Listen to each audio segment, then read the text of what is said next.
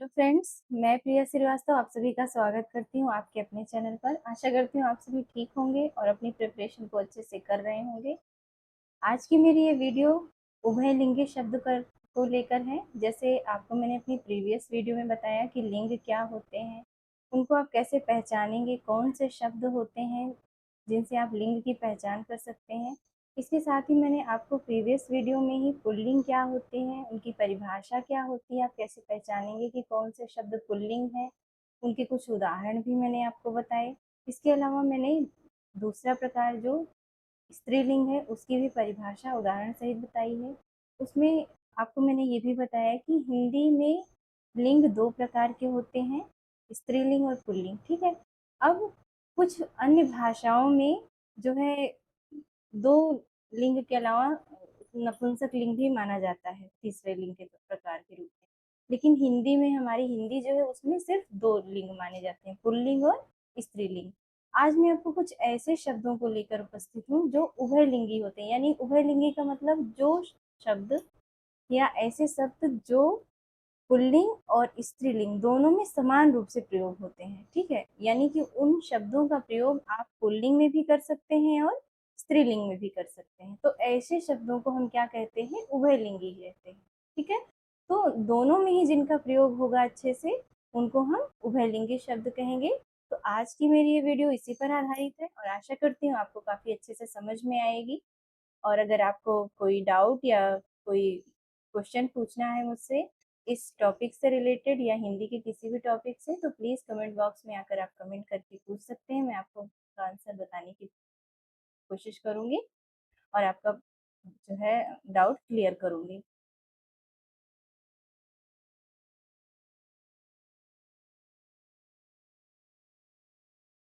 इसके अलावा आज देखिए, आज की वीडियो हमारी जो है कौन से टॉपिक पर आधारित है? उभयलिंगी शब्द। कौन से टॉपिक पर आधारित है? उभयलिंगी शब्द। देखिए, उभयलिंगी शब्द क्या होते हैं? हिंदी भाषा में कुछ शब्द जो कि पुल्लिंग एवं स्त्रीलिंग दोनों लिंगों के रूप में प्रयोग होते हैं। यानी कि पुल्लिंग के साथ भी प्रयोग होते हैं और स्त्रीलिंग के साथ भी प्रयोग होते हैं। तो ऐसे शब्दों को हम क्या कहते हैं? उभयलिंगी शब्द कहते हैं। तो आज की ये वीडियो में मैं आपको इसकी परिभाषा बताती हूँ और उदाहरणों से इसको समझाने का प्रयास करती हूँ। ठीक है। तो इसकी परिभाषा जो हम लिखेंगे,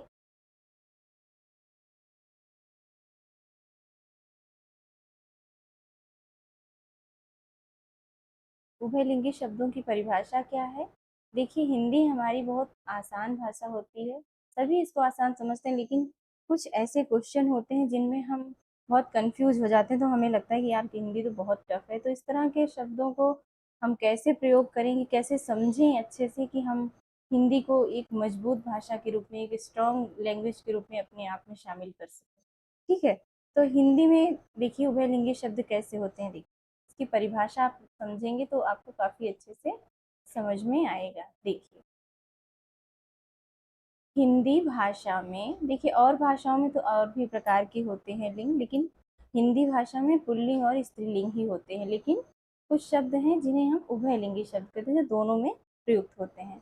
तो हिंदी भाषा में देखिए, इसकी परिभाषा लिखिए आप और समझने का प्रयास भी कीजिए। हिंदी भाषा में कुछ शब्द, हिंदी भाषा में कुछ शब्द पुल्लिंग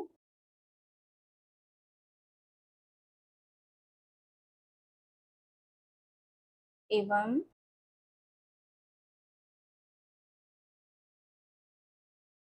स्त्रीलिंग।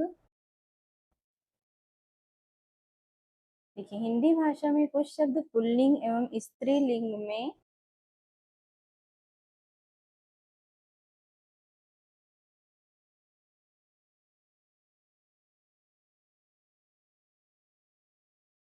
समान रूप से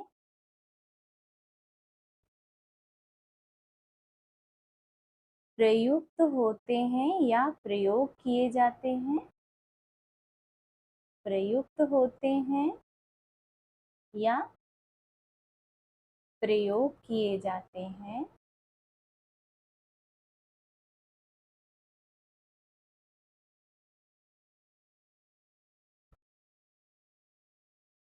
ऐसे शब्दों को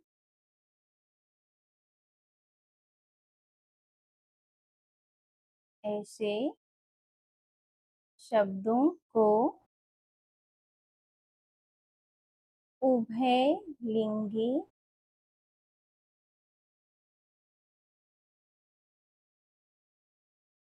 ऐसे शब्दों को उभयलिंगी शब्द कहते हैं। देखिए ये इनकी परिभाषा हो गई, ठीक है। क्या है देखिए, हिंदी भाषा में कुछ शब्द पुल्लिंग एवं स्त्रीलिंग में समान रूप से प्रयुक्त होते हैं या प्रयोग किए जाते हैं। ऐसे शब्दों को उभयलिंगी शब्द कहते हैं, ठीक है। अब उभयलिंगी शब्द आपको अच्छे से समझ में आ गया होगा कि किन्हें कहते हैं, ठीक है।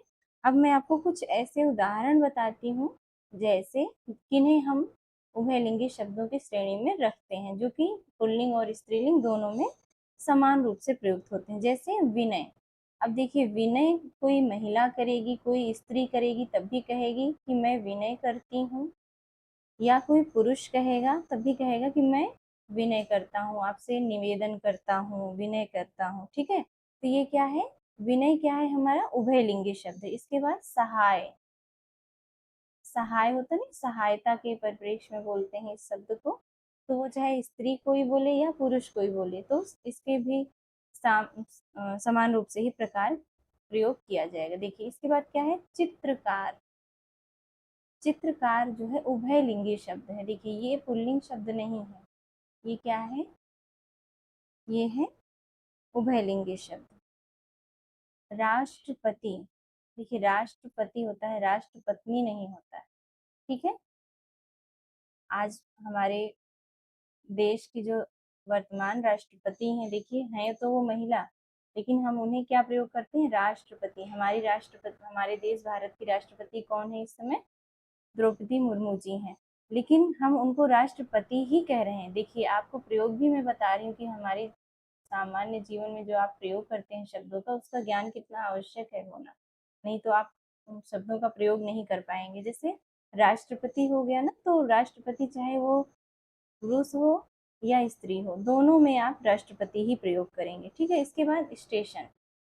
अब देखिए स्टेशन का क्या मतलब है। अब स्टेशन चाहे पुरुष जाए, महिला जाए, या स्टेशन से रिलेटेड कोई वाक्य हो, तो वो जैसे महिला बोलेगी मैं स्टेशन जा रही हूँ, फिर पुरुष बोलेगा मैं भी स्टेशन जा रहा हूँ। तो स्टेशन का मतलब है कि स्टेशन एकदम वैसे ही प्रयुक्त हो रहा है, उसमें कोई प्रयोग, कोई अंतर नहीं हो रहा है कि स्त्री प्रयोग कर रही तो अलग करे और पुरुष कर रहा है तो अलग करे, ऐसा कुछ भी नहीं है।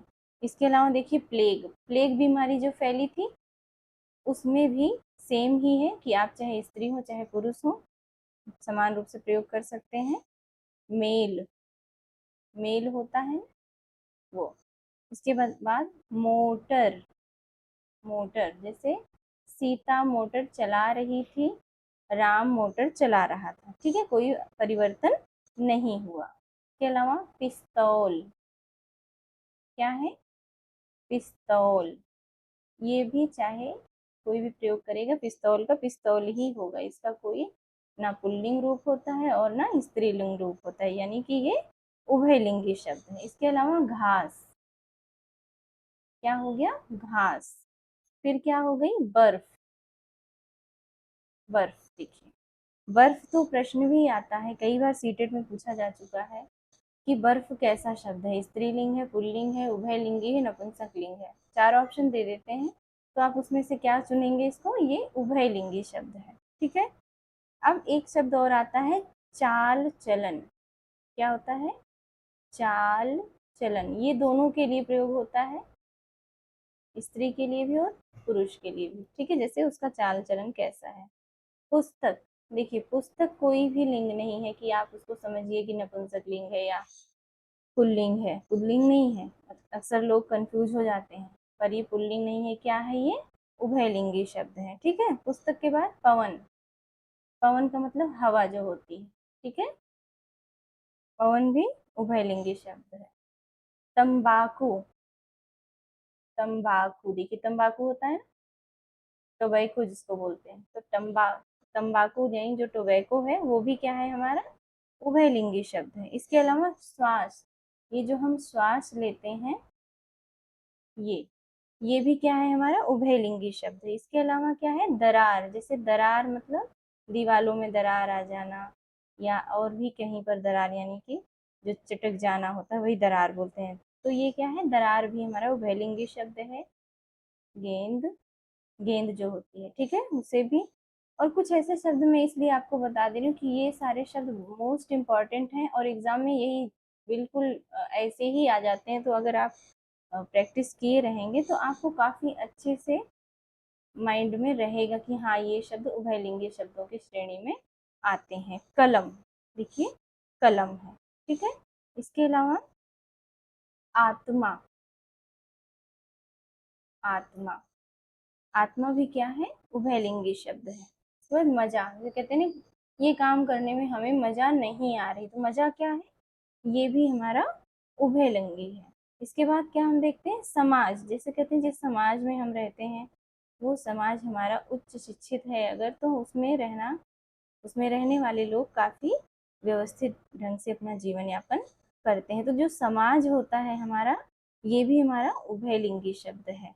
इसके अलावा राज्यपाल, देखिए अभी मैंने उस पहले ही आपको राष्ट्रपति बताया था कि ये भी जो है क्या है हमारा उभयलिंगी है। और राज्यपाल, राज्यपाल चाहे किसी राज्य का राज्यपाल जो होता है वो चाहे स्त्री हो या पुरुष हो, उसे राज्यपाल ही कहा जाता है, ठीक है। इसके अलावा एक शब्द और नोट डाउन करिए आप सब, क्या होता है प्रधानमंत्री, प्रधानमंत्री, प्रधानमंत्री कौन है हमारे वर्तमान में माननीय नरेंद्र मोदी जी हैं। तो अब देखिए चाहे ये प्रधानमंत्री हैं तब भी प्रधानमंत्री कहा जाएगा, या जब कभी माननीय इंदिरा गांधी जी जो थी तो वो महिला प्रधानमंत्री थी, तो तब भी हम क्या कहते हैं प्रधानमंत्री ही कहते हैं, ठीक है। इस तरह से ये कुछ ऐसे शब्द हैं जिनको आप अगर ध्यान रखेंगे तो आप कोई भी एग्जाम देने जा रहे हैं, कॉम्पिटिटिव हो एकेडमिक हो कहीं भी हो, अगर आपने उभयलिंगी शब्दों की परिभाषा को अच्छे से समझा है और इनके ये जितने मैंने उदाहरण आपको अभी समझाए हैं, अगर इनको आपने अच्छे से देख लिया तो ये 1-2 नंबर के जो प्रश्न आते हैं वो आपके कभी छूटेंगे नहीं और आप अच्छे से इन प्रश्नों को कर सकेंगे और 1-2 नंबर आपके पक्के हो जाएंगे। ये 1-2 नंबर अभी बहुत आसान लगते हैं, लेकिन जब 1-2 नंबर से सिलेक्शन रुकता है और सिलेक्शन होता है तो वो ही बहुत बड़ी खुशी दे जाता है, ठीक है। तो आप यही सब ध्यान से पढ़िए, एक एक टॉपिक एक एक नंबर 2-2 नंबर के होते हैं। मेरे साथ आप अच्छे से इन टॉपिक को पढ़ते चलिए और आपका प्रिपरेशन अच्छे से चलती रहेगी।